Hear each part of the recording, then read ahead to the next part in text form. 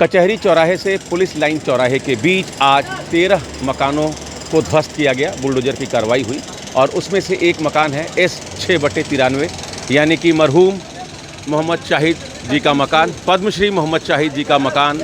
आप देखिए, इस पर भी बुलडोजर की कार्रवाई हुई है। पहले आप मकान देख लीजिए, जहाँ जहाँ से तोड़ा गया है मकान, पहले हम आपको वो दिखाते हैं। और अब कुछ दिनों की मोहलत दी गई है, कुछ दिनों की बताया जा रहा है कि मोहलत दी गई है, चूँकि घर में शादी है।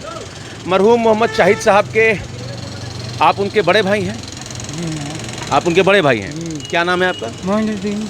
मोइनुद्दीन साहब, आप इसी में रहते थे? जी, हमेशा 73 साल की उम्र हो गई, पैदाइश से अब तक रह रहे हैं। आपकी उम्र 73 साल की हुई, इसी मकान में आपका भी जन्म हुआ? माही के साथ हम लोग रहे हमेशा। इन लोग को होता गया, इन लोग चाहे कोई भाई 50 साल से, कोई 40 साल से, कोई 30 साल से। आप 73 साल से इसी मकान में हैं। हाँ। तो क्या कहकर ये तोड़ा गया? बताया जा रहा है कि 9 लोगों में से 6 लोगों ने अपना मुआवजा ले लिया हम है। लोग ये सब नहीं जाने कि हाँ। लिए हैं कि नहीं लिए। हाँ। हाई कोर्ट ने ऑर्डर दिया कि वहाँ से PWD से हम लोग को बताया जाए कि किसने किसने मुआवजा लिया है। हम लोग तो लिया नहीं ना, हम लोग कभी PWD गए पता लगाने के लिए। तो मकान पर जो आधा मकान तोड़ा गया है, हम देख रहे हैं कि आप लोग इसको ठीक कर रहे हैं, तो कितने दिन की मोहलत मिली है आपको? अभी कहाँ मोहलत मिली है? हाँ। हम लोग को पैसे ही नहीं मिला है, पैसे ही नहीं लिया है। तो अभी ये घर गिराएंगे कि अब छोड़ देंगे? छोड़ देंगे या गिराएंगे। मोहम्मद साहिब की बीवी आई थी तो कहें कि हम मजदूर लगा के गिराएंगे। अब वो जाने, उनका काम जाने। तो आप लोग कहाँ जाएंगे? अब कहाँ जाने, हम लोग का कोई ठिकाना नहीं ना है। सरकार अगर देती फ्लैट 4-5 कमरे का तो रह लेते। हम लोग की घर गृहस्थी ज़्यादा है ना। ज़्यादा लोग हैं? तो ज़्यादा लोग नहीं है, 3 भाई 1 औरत 2 बच्चे। नहीं, 2 भाई 1 औरत 2 बच्चे हम लोग हैं। हाँ, बहू है। हाँ। तो कितना पैसा दे रहे हैं मुआवजे का? बहुत कम, 3 लाख। 3 लाख दे रहे हैं? हाँ, इसमें क्या होगा? हाँ। क्या होगा? तो हम लोग ये चक्कर में रहे कि कुछ हम लोग को मुआवजा ज़्यादा मिले। कहीं छोटी मोटी ज़मीन ले के हम लोग दोनों भाई कुछ करें अपना, सोचें। तो मुआवजा ही इतना कम मिल रहा है कि क्या करें, क्या ना करें। तो वो कह रहे हैं, ADM सिटी साहब का कहना है कि हम जो गिराए हैं मकान, वो हिस्सा गिराए हैं जिन लोगों ने अपना मुआवजा ले लिया है। अच्छा। हाँ, इस पर आप क्या कहेंगे? इसमें हम क्या कहें? इस बार तो अभी किसी का डिसाइड नहीं हुआ है कि किसका कौन हिस्सा बांटा गया है। ये तो खाली मुआवजा ले ली ना लोग, हाँ। कार्ड दिखा के।